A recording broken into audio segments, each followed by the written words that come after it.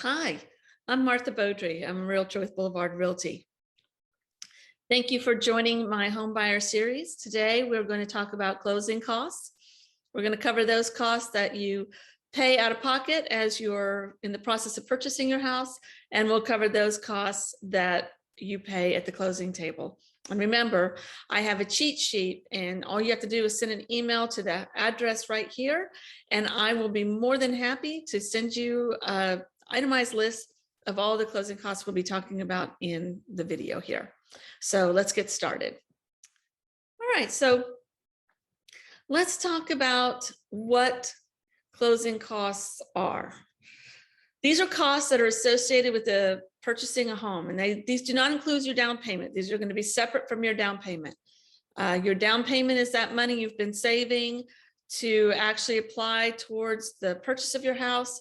These are costs that you'll need to have money saved for. That's in addition to your down payment.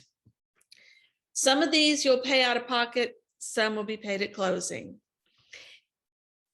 And you may also just talk to your lender. You can also finance some of these closing costs, but that's a conversation you'll need to have with your lender.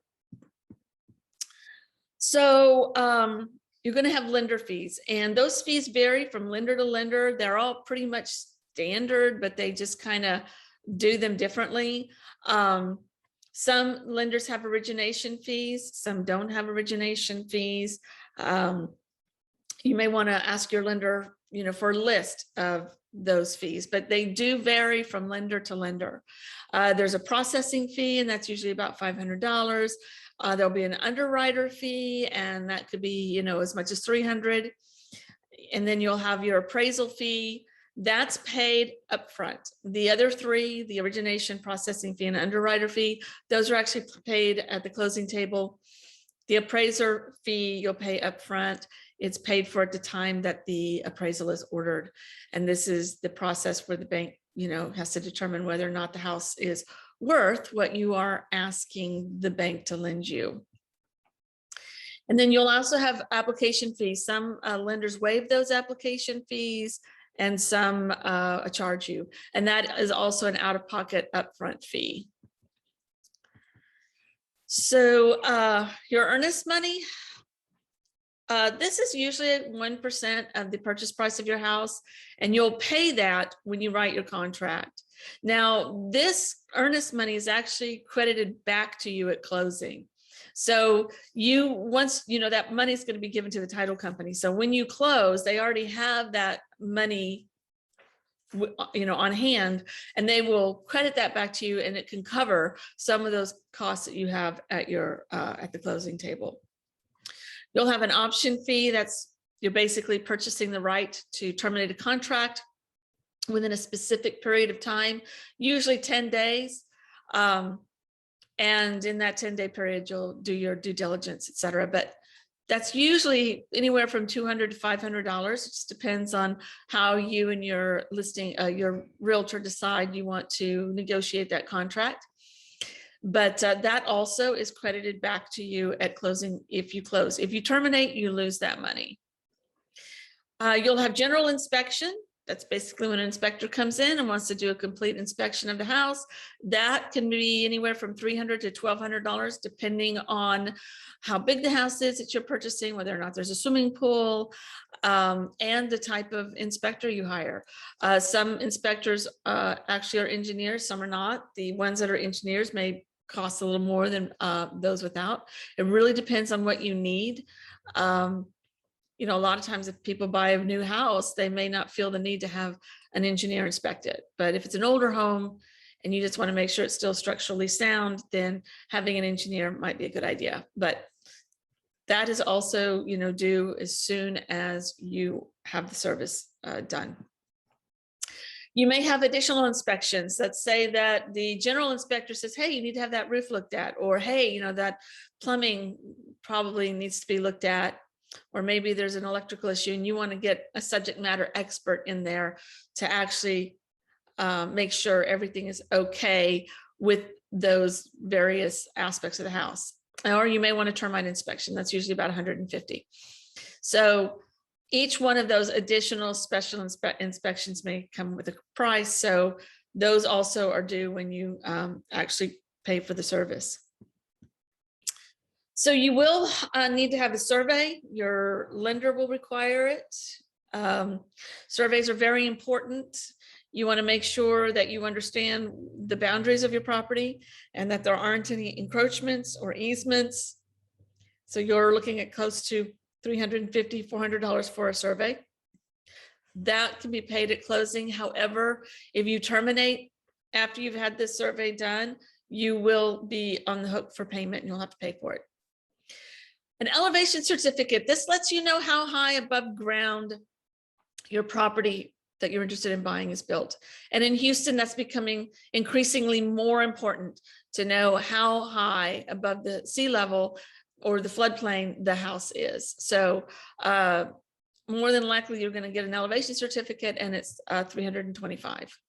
Or no, sorry, it could be around $325. I'm not, everybody's different. It could be a little more, it could be a little less. So you're looking at close to $325.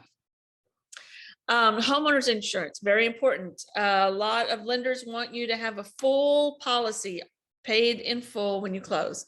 So you'll have to pay for an entire year up front on that. If you are putting money into escrow, I'm sorry, not putting money into escrow, but if you're having your payments escrowed, which basically means that your bank is going to make your mortgage payment, your monthly tax payment, and your monthly insurance payment, they may also require you to have an additional 3 months of homeowners insurance in escrow with them. So a full paid policy plus a few more months. That is a question for your lender, but that's just something to be aware of, that you may have to have additional insurance paid when you close. Flood insurance. If you live in Houston, you need flood insurance.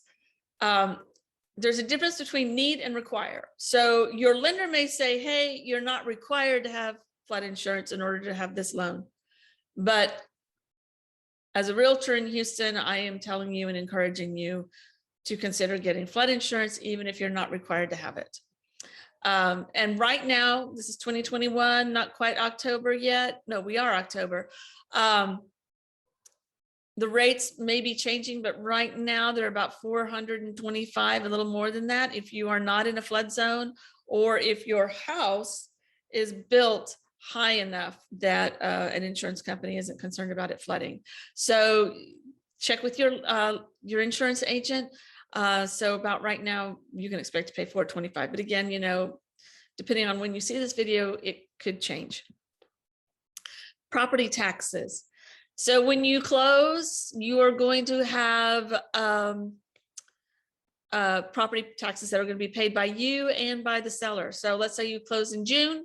The seller has to pay property taxes from January through June at the closing table. And then the lender will require you more than likely to pay the remaining amount for the year. And that's usually calculated by the title company. And they may also want, they may want you to have a couple of months in advance of property tax on hand. So talk to your lender about this to find out what exactly is going to be required of you to pay in percentage wise of property taxes, but you'll get a really good idea from your lender. They'll be able to tell you.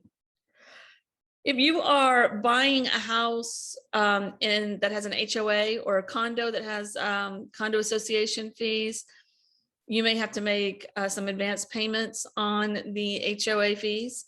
There may be a transfer fee. HOAs usually charge to transfer a property from one owner to another. That's generally about $250, but it's, it could be all over the place. So the best thing to do is just know that there will be HOA fees to pay if you are buying a house with an HOA, and then ask your realtor to help you determine what those HOA fees will be, because it varies from HOA to HOA, but those are paid at closing. And then you'll have title fees. These are going to be estimated again. Each title company is different. They really are not, some title fees may be more expensive at some companies than others, but we're not talking about, at the end of the day, maybe there's a $200 difference, give or take. So you'll have an escrow fee. It's typically under $400. The title company, when you pay your earnest money, has to put that money into an escrow account. So they charge an escrow fee. And even though you're paying that amount as escrow, so is the other side. So both of you, they actually have one set fee that is charged, and then they split it between both the buyer and the seller. So it's around 400 or less. There's a recording fee. This is the fee that they charge to record the title at the with the county. There's a courier fee. Usually something's been couriered. Documents get couriered all the time when you have a close. And that's pretty much it. So make sure that you ask me for my one-page sheet on closing. And that, again, can be right there, martha@marthabodu.com. Just send me an email. And remember, you know, I am never too busy for questions. So if you have questions that are other than closing costs, anything about the home buying process, please feel free to email me. I'm never too busy, and I would love to hear from you. So anyway, thank you for watching my video, and y'all have a nice day. Bye.